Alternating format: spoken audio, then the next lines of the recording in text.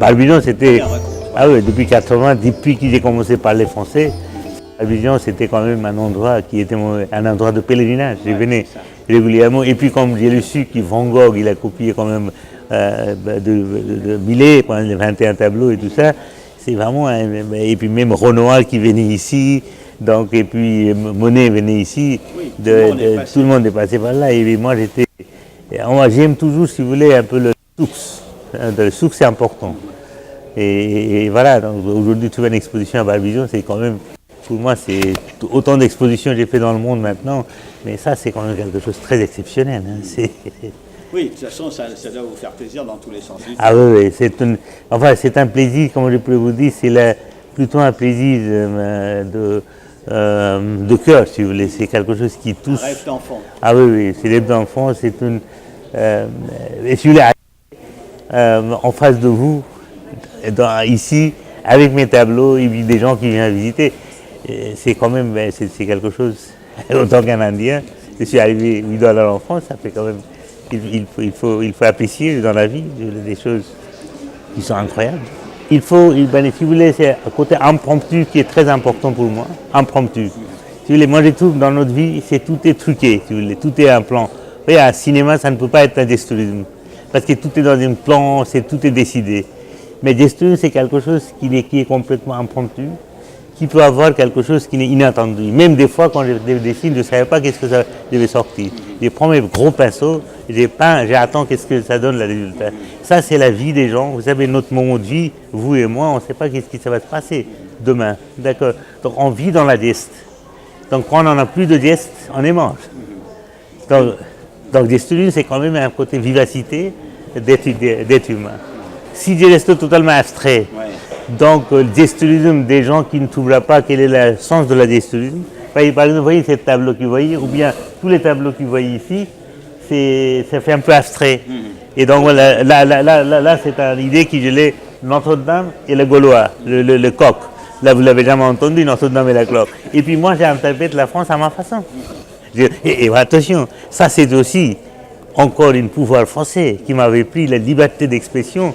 C'est très important, monsieur.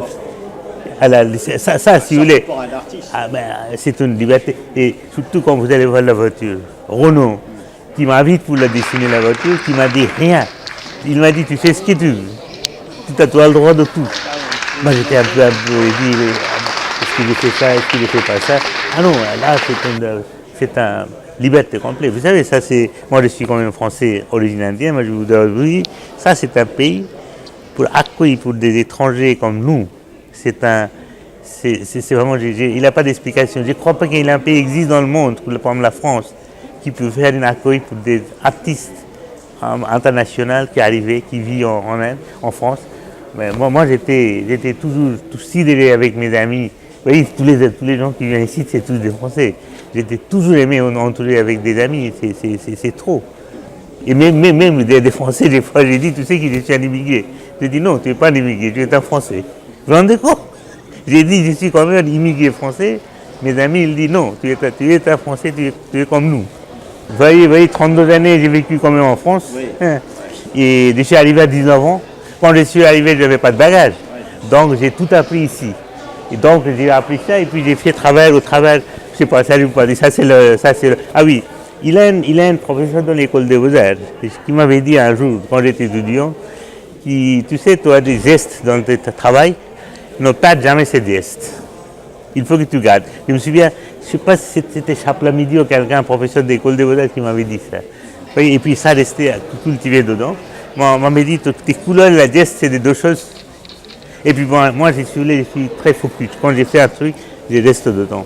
Dedans, j'arrive à trouver la variété et je ne vais pas quitter la territoire. Et puis, Patrick Lecharpie, qui est le directeur de design, il est à ma femme. Est-ce que il ne peut pas dessiner un quid?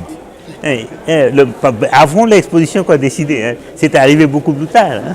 Ah, j'ai eu peur. Hein. Je ne croyais pas qu'ils arriveraient parce que je n'ai jamais dessiné sur 3D. Peinture c'est bien en plat, toile, si vous voulez. Ça, c'était vraiment, même quand je vois ça, moi-même je demande, est-ce que c'est moi qui l'avais fait? C'est pas évident. Hein. Je suis content quand je regarde les voitures qui m'intimident, je loigne un peu. Je dis, ici, c'est moi qui l'avais fait ça. Ah, c'était vraiment... Vous savez, moi j'aime bien moi-même pour être étonné. Dans la vie, autant qu'artiste, si je ne suis pas moi-même pas étonné, si vous voulez, donc je ne peux pas faire étonner les autres. On est d'accord? Donc j'ai un toile, quand j'ai fait, avant que je dessine, il est blanc. Donc quand je touche un coup de pâte dedans, si vous voulez, il faut que je m'étonne, qu'est-ce que je mets. Donc c'est l'étonnement, c'est ça qui amène un peu loin. Ah oui, je suis un homme du monde, j'aime beaucoup d'autres sociétés, parce que j'ai réfléchi quand même très à la française. J'ai une argumentation côté très très français, peut-être pas cartésien. Et donc j'ai l'avantage avec mes couleurs, je ne fais pas la cartésienne, par contre c'est très très valeur française si vous voulez. C'est la liberté d'expression, c'est la imagination, si vous voulez, c'est créer de différences. Tout ça, c'est ça la France qui m'attire beaucoup. Ça c'est je crois que c'est dans mes sons. Je voulais représenter vraiment ce côté désordre de l'Inde au travers de mes peintures. Et donc, après tout, j'ai dit, aujourd'hui, le téléphone, ça change et tout change. Pourquoi je vais faire la peinture statique? Pourquoi mon peinture, ça ne bouge pas?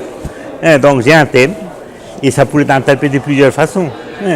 Donc, c'est vraiment un truc comme ça depuis 2008, je l'avais inventé ça.